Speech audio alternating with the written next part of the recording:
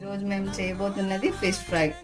దానికి కావాల్సిన పదార్థాలు ఫస్ట్ ఫిష్ 1 kg తీసుకున్నాము, కార్న్ ఫ్లోర్, కారం, రైస్ ఫ్లోర్, అల్లం వెల్లుల్లి పేస్ట్, గరం మసాలా, ధనియా పౌడరు, అంతేనా, కొత్తిమీర. ఇది ఎలా చేయబోతున్నామో చూడండి. కారం, గరం మసాలా, ధనియా పౌడర్, అల్లం వెల్లుల్లి పేస్ట్, తగినంత ఉప్పు,